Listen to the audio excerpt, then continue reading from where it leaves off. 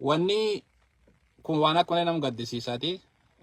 Australian kun legacy shaalaqa jaatanii aliiti namnu akka malee jaalan namnu kabajun tokko namni kun gaafa gadaa isaatti dhalooti Booranaa ilmaan Booranaa barattuuti warri horii hin qabne warri humni hin qabnellee sababa humni hin qabneef sababa horii hin qabneef barnoota akka hin dhabneedhe waan buusaa gonofaan waan jiruuni Australia uummata ijoollee barattoota ijaare keessuma barattoota warri isaanii humni hin qabne ijaare waan ganna 40 dur ijaare jechuudha.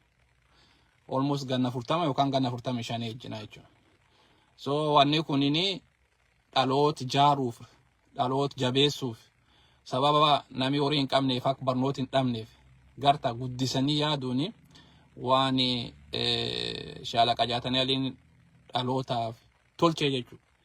Leegaas jechuudha. Ashaara guddaa jechuudha. Maaniifi namni biyyiti tokko uummati tokko sabi tokko guddatu barnootaan. Barnoota immoo namni cuftii hin guutatu maaniif ennaan uummati kennu uummata horsiise bulaati humni hin qabu.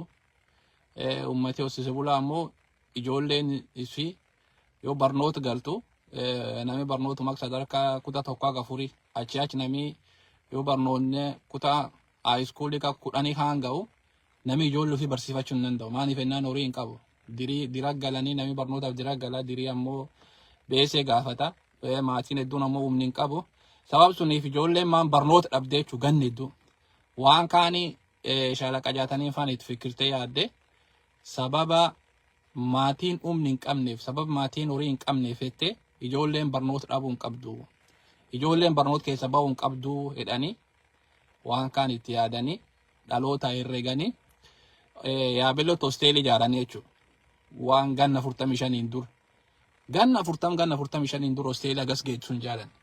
Hoosteeliin sun har'a namni hedduutti hoosteelii sun keessa bahe. Har'a warra sadarkaa Booranaa keessatti lafa alaa fulaa akka jiru ijoolleen Booranaa carraa hoosteeliin sun warraa kenniteef afaan keessan naaf hin galu. Afaan Booranaa afaan Oromoo dubbachuu jiran obboleessumaanis siin galle yoo siin galle oma godhuu hin danda'u. Amma afaan kan keessa meebii tokko lama loqoti tokko lama yoo sii galuullee baate akkuma walii galaattu siin galuyyuu moo sittu hubachuun feene. So Oromoon afaan Oromoo kun loqodii Oromoon cufti loqoda akka qabdi. Ani namoo akka dubbatu kun loqod gar naannoo Booranaa. Duuba afaan kan kennaan galuu jettu afaan Oromoo dubbachuu jirra. Afaan kii keessa waan tokko lama siin galu moo cufumayyuu siin galuyyuu. Yoo afaan kun cufuma siin galle atu afaan Oromoo beektu jechuudha uflaaluu malte. Bisi gala. Yoo ammoo waan anjed keessa wanni tokko lam siin galle sun ammoo keessa gaafatan. Ammoo duuba hawaluma qabanii afaan keetu naan galtoodhaan kunini amtun hin taandu. Maaniif ennaani Oromoon ballo. Oromoon ballo. Oromoon ammoo loqoda akka qabdi. Loqodii Oromoo faaya. So marroo kanaaf waan siin galin jechu tokko lam yoo siin gali waan anjed siin galini na gaafadhe. Afaan keetu naan galanii ammoo sunini diqqoo generalize taate. Duuba shaalaqaan faan duuba waan kaan rakkotaan argite ilmi Booranaa tokko intalti Booranaa tokko sababa maatiin horii hin qabneef sababa warri isaanii humni hin qabneef jettee barnoota hin dhabin barumsi hin dhabin barnoota keessa hin bahin jette horii waan jiru walir buufte hoosteelii kan jaarte jechuudha. Hoosteelii kan jaaran jechuudha ganna 40 ganna 45 dur. Hoosteelii kana namni hedduu malka dabarsite. Ijoollee Booranaa hedduu taar barnootaan sadarkaa fuula hedduu jirtu. Taar milkooftee fuula jirtu, lafa ala jirtu, lafkee jirtu, hoggaanskee jirtu. In argitayyu namni hedduu hoosteeliin kun maan ol kaaftee barnoota irra jajjabeessite kaayoo warra qabsiifte har fuula guddoon geette. Duuba hoosteeliin sun har eessa jirti yoo jenne ilaallu akkama jirti. Akkama jirti. Yoo anam waan hoosteelii kana kaasu namni hedduun akka namni bulchaa godina Booranaa kaammaan tanaa Abba Abdusalaam Waariyoo akka waan targetis godhuu jiru warri ilaaltanii dogongoro. Ani is target godhuutti hin jiru. Ammallee hoosteeliin kunini godina Booranaa kan bulchaan itti wal jijjiiraa bahe. Dubbiin sii gala. Bulchaa agamiif agami godina Booranaa kana wal jijjiiraa bahe. Nami waan kan jaar tokkollee hin jiru. Nami wanni kun itti mul'atu tokkollee hin jiru. Kanaaf ani bulchaa kan Abdusalaam Waariyoo target godhuutti hin jiru. Rakkoo isaati jechuutti hin jiru.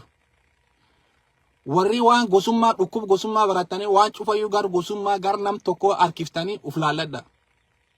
Anin bulchaa Abdusalaam Waariyoo kabaj qabaa fi agi danda'u tagumni isaati olii gadin ceciyaa rakkinni qaba hanqinni qaba.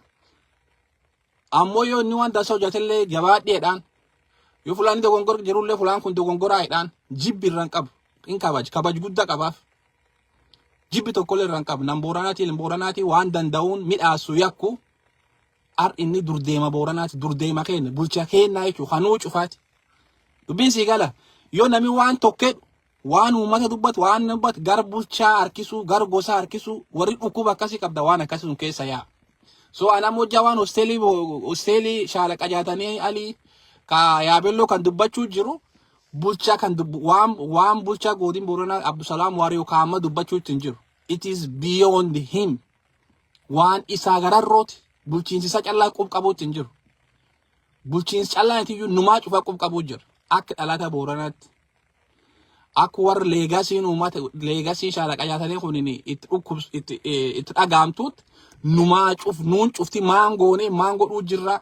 Shaalaqaan irraa lubbuun jiraate maan nuun jedhaa jechuu jira malee I am not personally specifically targeting individual. Nam tokko irratti target godhuutti hin jiru. So warri mataan keessan dhukkub qabu haa hojja namni dubbatu cufayyuu waan gar nam dhuunfaa uf shakkitan waan akkasii kan dhiisa obboleeyyan kiyya. So warri as jal jirtan ka kaabineelee taatan yookaan faarsi bulaalee taatan yookaan obboleeyyanummaan ta'en warri yaadi kiyyisanii galu wanni an jechuu jiru bulchaan godin Booranaa kaammaan tanaa maaniif hosteelii hin jaarree maaniif hosteelii hin haaromsine jechuutti hin jiru. That is not my concern. That's not my question. Dubbiin sii gala akka waliigalaatti ammoo akka waliigalaatti bulchiinsi godin Booranaa ka dhufee dabre gana bulchaa taga wal jijjiiruu jira.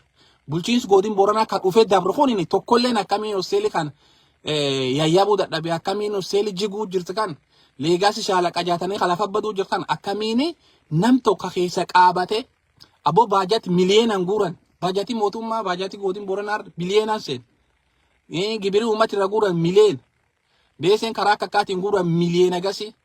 So wanni kun silaa adoo nami ilmi Booranaa tokko wanni kun dhagaamtu hosteeliin tun jechuun piroojeektii guddoo. Hosteeliin tun jechuun fuula dhalootitti qaran fuula dhalootitti ijaaran fuula hoogganaa borii itti maangodhan itti oomishan jechuudha. Hoogganaa borii itti obran hooggantu borii itti obran nam borbooran bulchu nam borbooran jaaru nam bor uummata kan jijjiiru fuula itti qaran jechuudha. Fuulaan akkana kun fuulaan nam hosteelii kun jechuudha.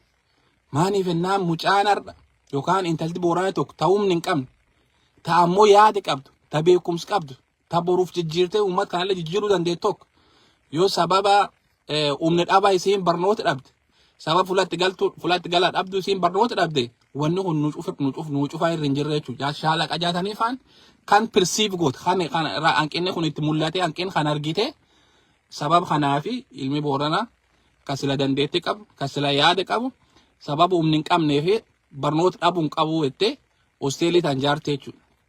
Hosteeliin sun eegi jaarama arga na 45 ejjite arra maan kee jirtu hosteeliin sun wanni isiin kee jirtu waan akka nam gaddisiisu akka malee nam gaddisiisu caccaphe manii caccaphe balbaltii irra jidde qalamiin irra jidde girgiddaan irra jige binsii gala on fakkaat on durii hojjaa godaanan beektaa on goompee waan jedhan beektaa goompee jechuun man beektaa mukummaan calaan olejju ka humni hin qabne ka akka hin jirre goompee waan akkanaati arra goompee fakkaatti jechuudha. Keessallee ammoo keessi rakkoon keessi si jirtullee kamnuun cufti waliin beenu. Hosteelii tana jechuudha. So amma gaafiin tiyyini bulchiinsi ammaan tana maaniif hosteelii kan hin haaromsina don ta'inu akka godin Booranaatti akka dhalataatti akka nam barateetti leegaasii shaalaqa jaatanii alii kan maaniif midhaasuu dadhabne maaniif haaromsuu dadhabne maaniif ol qabuu dadhabneedha jechuu jira. You understand? Gaafi nuu cufa nu gaafattu malee gaafi nam dhuunfaa yookaan bulchaa tokko callaa qabuutti hin jirru jechuudha.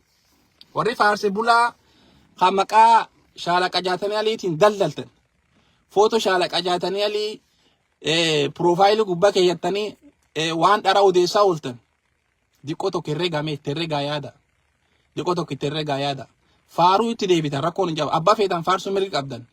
Ammoo ati footoo shaalaqa jaatanalee profaayilii gubbaa keeyyatte waan maqaa isaatti hin tollu waan hin fakkaan olol dharaa oolu oofurra nama duulurra yoo footoo isaa keeyyatte ka footoo kan footoo isaa taate waan is fakkaata waan is mul'isa waan kabajaa ka duudhaa ka aadaa waan akkanaa kan irratti maan ta'uu qabda jechuudha. Targee irratti hojjechuu danda'uu qabdaa malee footoo shaalaqa jaatanatiin daldaluu hin qabdu. So maan jechuu jira gabaabumatti godin Booranaa kan bulchiinsi ganna agana itti wal jijjiiraa ba'e. Bulchaa agamiif agammee aga uf argine nullee narguma jirra. Godin Booranaa kan bulchaa agamitti jijjiirame. Gadin dhiyaatu. Akkasii miti bulchoonni kun cufti horii dhabdumoo yaada dhabdumoo akkamiini hosteelii tana nam tokko bulchootaan cuf keessa nam tokko hosteelii kan ol qabee jaaree haaromsa akkamiin dhaban. This is my question. Administration agangau kan ufa dabru keessa cuftin warri idoolum namun Booranaa nami gari namun fiyyuu akka carraa ta'ee meebi achi barat fa'a. Nami guddinni rakkootan hin beek. Anam ka jechuu jiru bulchoota godin Booranaa kan bulchan agardaa bulchan nam tokko jechuutti hin jiru agardaa bulchan keessa akkamiin nam tokko bulcha tokko hawanni leegasiin shaalaqa jaatanii alee kunis dhukkubde wanni kun itti dhagaamte baajat zoonii kagannaa irra yookaan gibir uummata irra guuran kan irra yookaan waan kanaayyuu piroojeektii itti baasee hosteelii kan haaromsa akkamiin dhabaniidha gaafiin tiyya. Nuu cufa waliigalee duudumoo nuu cufa waliigalee quuqam dhabumoo maani rakkoon binsi gala kan gaafachuu jirraa malee nam tokko qub qabuutti hin jiru. Nam dhuunfaa qub qabuutti hin jiru.